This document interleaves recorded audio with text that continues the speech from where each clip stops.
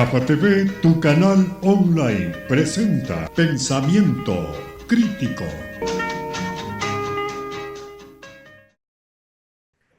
Bienvenidos a Pensamiento Crítico, el programa de GAFA TV Ecuador que analiza, reflexiona y hace críticas prepositivas respecto a los principales temas que vivimos los ecuatorianos.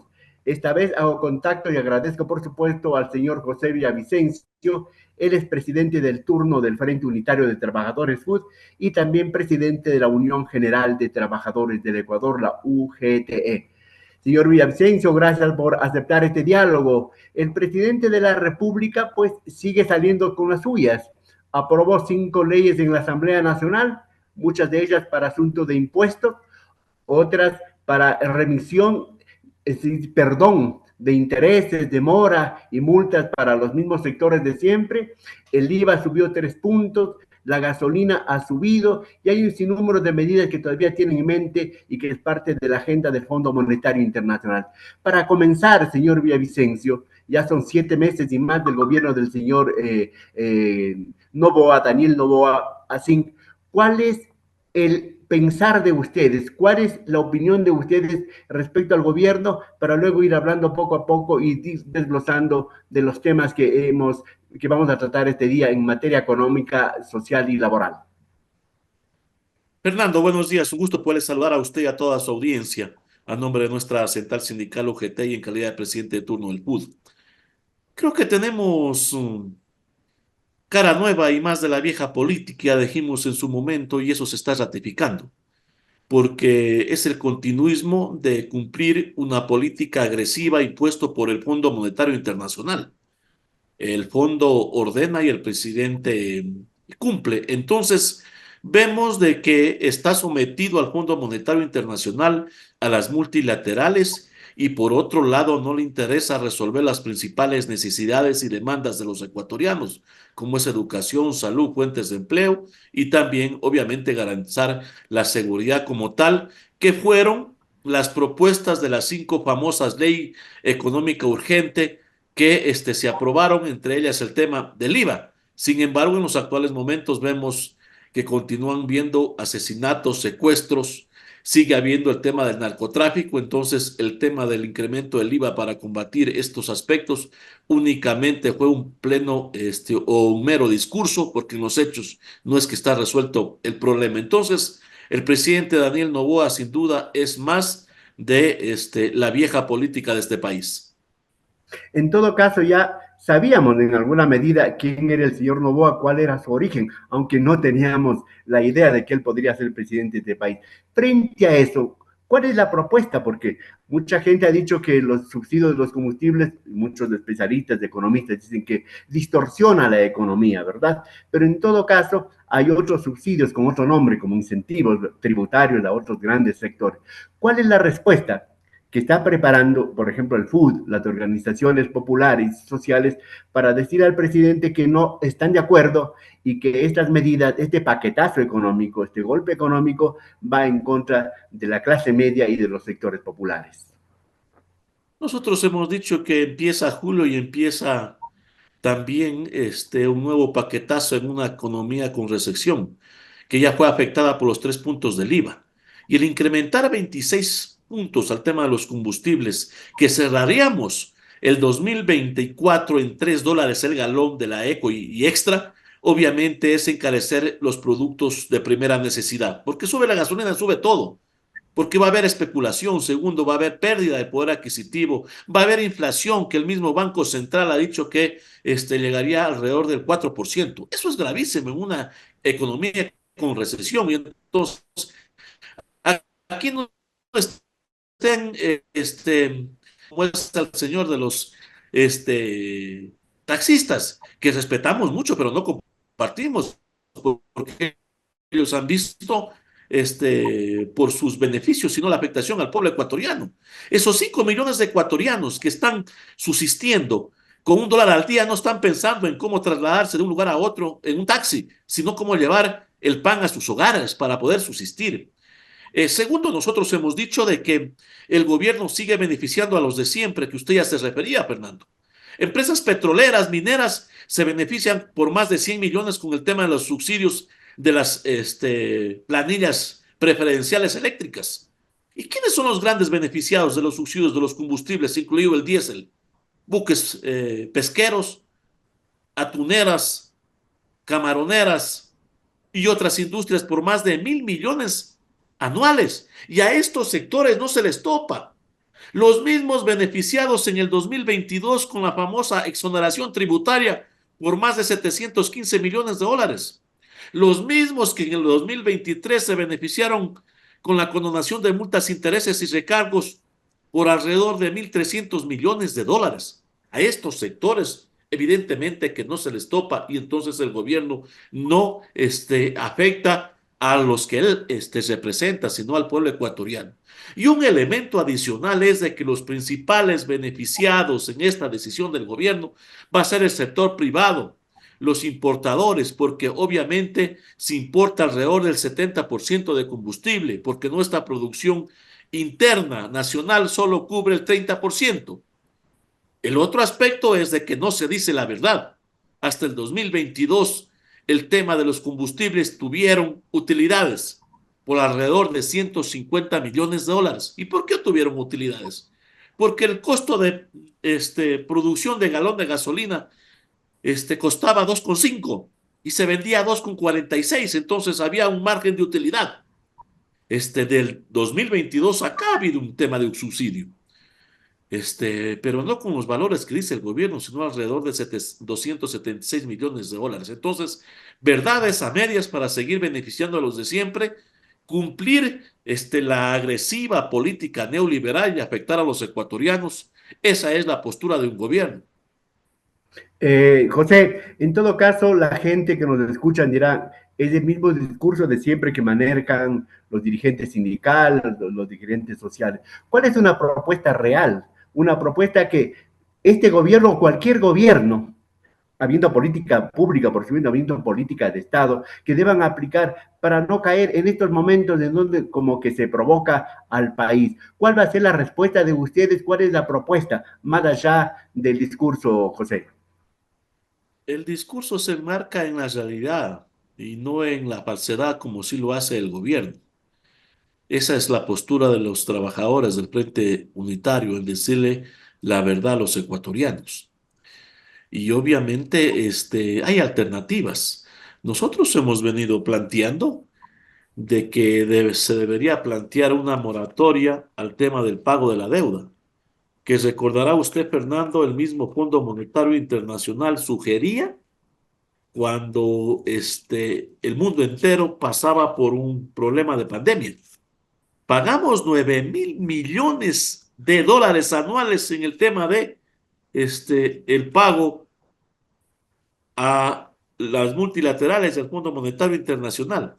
Solo una moratoria de 3 años tendría el Estado recursos para reactivar la economía. Segundo, ¿qué pasa con los contratos de las telefonías de este país? Que están prorrogadas y no se dice nada.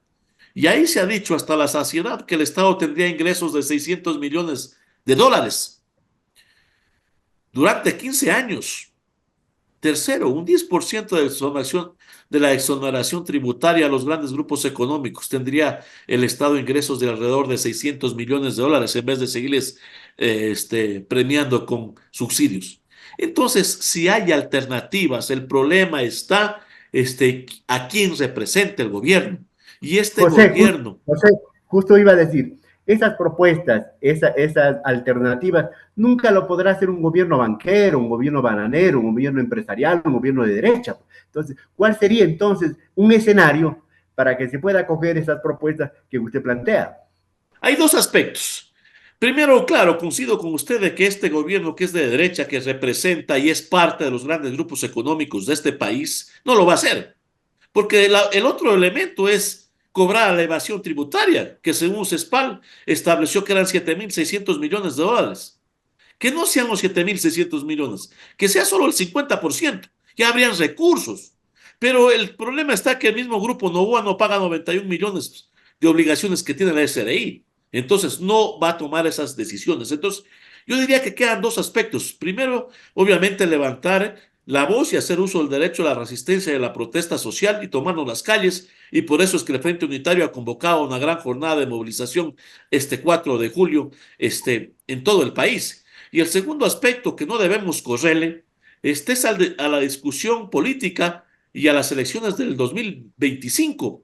Porque claro, nos están diciendo de que lo hacemos porque ya vienen las elecciones y no entendemos que la decisión del gobierno es una decisión política, una política neoliberal, fondo monetarista. Pues entonces tenemos que trabajar para el 2025 para votar abajo con gente que vaya obviamente a cambiar la visión política, económica y social de los ecuatorianos, porque el mismo Banco Central nos dice que con estas medidas 200.000 ciudadanos pasarían al sector de la extrema pobreza porque no es una alternativa, no es salidas incrementar en una economía con recesión estas medidas.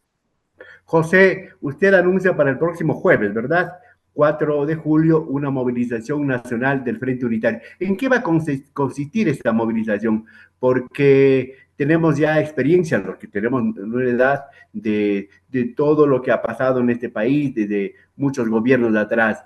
¿Qué se va a hacer? ¿Qué de nuevo, qué novedoso va a haber en estas manifestaciones, en esta propuesta, para que no sea lo mismo de siempre? Bueno, el Frente Unitario ha convocado a esta jornada en todo el país y estamos conversando con las distintas organizaciones sindicales y sociales para ultimar detalles de esta jornada frente a la decisión implementada por el gobierno. También estamos preparando un documento que lo vamos a definir el día de hoy con los distintos sectores, para darle a conocer al gobierno que sí hay alternativas y que esta decisión, el único afectado es el pueblo ecuatoriano como tal. Y entonces estamos trabajando en esos detalles y luego del 4 de julio obviamente iremos evaluando cuáles van a ser las próximas acciones a seguir. El momento político, social que vive el Ecuador y económico, por supuesto, y teniendo de por medio a un gran protagonista que es la violencia, y que el gobierno, no sé, de pronto podrá estar pensando para, si es que comienzan las movilizaciones, se calientan las calles, los famosos estados de excepción. ¿Qué piensa usted? Porque los militares y los policías son este rato los que prácticamente gobiernan el Ecuador. Hay dos elementos muy importantes. Los estados de sección no han servido para resolver los problemas del país. El expresidente Lazo creo que emitió como 22 estados de sección en 2 años. ¿Y qué tenemos? Ningún resultado. Este gobierno no es la excepción. Un ejemplo más que es más de la vieja política. Y tercero, obviamente, los militares deberían estar cuidando la soberanía, que es cuidar las fronteras por donde dice que ingresa el narcotráfico y sale el contrabando de los combustibles, que desde la época del expresidente Moreno nos dijeron que tenían identificado 32 rutas y 14 grupos económicos que eran parte de estos negocios ilícitos. Y entonces no se ha hecho nada. Y ahí debería cumplir el tema de su rol las Fuerzas Armadas. Y la principal violencia la está generando el gobierno con sus políticas que tiene en más miseria, más desempleo, más pobreza, más falta de medicina al pueblo ecuatoriano. Entonces, esa es la principal violencia y le está generando el gobierno como tal. Señor Villavicencio, para terminar, usted como máximo dirigente sindical del Frente Unitario de Trabajadores, ¿cómo están las cifras, los números, la realidad y las perspectivas del asunto de empleo, del conflicto laboral? Así brevemente, José, por favor. El 78% de ecuatorianos está en la informalidad, en la desocupación. Esa es la realidad. O sea, podemos estar hablando que de cada 10 ecuatorianos, únicamente 2 tienen un pleno empleo o 2,5. Y el resto, obviamente, está en la informalidad. Y eso es porque no existe una política de resolver esa principal necesidad de los ecuatorianos. Y si no hay inversión, y si obtenemos deuda para pagar más ¿Dónde deuda, están los entonces no se va a 106, reactivar la economía dónde y no están se los van a 106 generar mil fuentes de empleos empleo. que anunció el gobierno, incluso la prensa internacional? El problema es que nos mienten, nos venden cortinas de humo. Pues entonces, por un lado, dice que se han generado 106.000 empleos en los 6 meses de gobierno y resulta que el mismo Ministerio del Trabajo le responde que en los 6 meses se han perdido 200.000 empleos estables. El estudio establece que a diario se pierden 117 empleos estables. Entonces, no hay tal generación de empleo. Y además nosotros hemos dicho que ningún gobierno post pandemia, si todavía no se recuperan los empleos perdidos por la misma, no se puede hablar de generación de empleos, sino de una recuperación. ¿Y cuántos fueron los empleos perdidos por el tema de la pandemia? Más de 800.000 empleos. Entonces, primero hay que recuperar esas fuentes de empleo para hablar de generación de empleo. Entonces, es una falacia, una mentira de que se han generado empleos en estos últimos 6 meses, cuando la realidad es todo lo contrario. El 78% de ecuatorianos no cuenta con un pleno empleo, sino con políticas de informalidad, de su desempleo, que obviamente no mejora las condiciones de vida del ciudadano y tampoco se va a reactivar la economía. Para terminar estos 100 segundos, ¿cómo evitar que haya violencia en la manifestación? La resistencia es legítima, constitucional y los derechos humanos. Pero ¿cómo evitar la violencia, José? Porque de pronto vaya a haber enfrentamiento con la fuerza pública que ahora prevalida. De pronto el presidente dicta un estado de excepción o alguna cosa por el estilo. Yo creo que la violencia, cuando yo digo que la genera el gobierno, pasa por estos aspectos, porque si es que los militares, la policía provoca, reprime, obviamente va a haber una reacción. Y lo que nosotros hemos dicho, con nuestra firmeza, con nuestra característica, con nuestra caracterización, que siempre hemos hecho las acciones, las vamos a cumplir. Y vuelvo y repito, no debe haber represión, sino que los militares y policías deben estar, los policías cuidando a los ciudadanos y los militares cuidando la frontera. Ese es su principal papel, y no de reprimir a quienes hacemos uso del derecho a la resistencia y la protesta social, que nos asiste el Estado Constitucional de Derechos y de Justicia Social. Muchísimas gracias al señor José Villavicencio, presidente del turno del Frente Unitario de Trabajadores FUT y también presidente de la Unión General de Trabajadores del Ecuador, UGTE, por haber comparecido aquí en Pensamiento Crítico de GAFA TV. Es el pensamiento del dirigente sindical y anuncia pues manifestaciones y movilizaciones a partir del próximo jueves 4 de julio. Señor Villavicencio, muchas gracias. Felicidades. Buenos días, un abrazo a la distancia. Señoras y señores, hasta aquí nuestro diálogo aquí en Pensamiento Crítico de GAFA TV Ecuador, pensando en voz alta, a viva voz, sobre los grandes problemas que vive el Ecuador y tratando de buscar alternativas y soluciones en beneficio de todos los ecuatorianos. Hasta pronto. GAFA TV Producciones y este canal presentaron Pensamiento Crítico.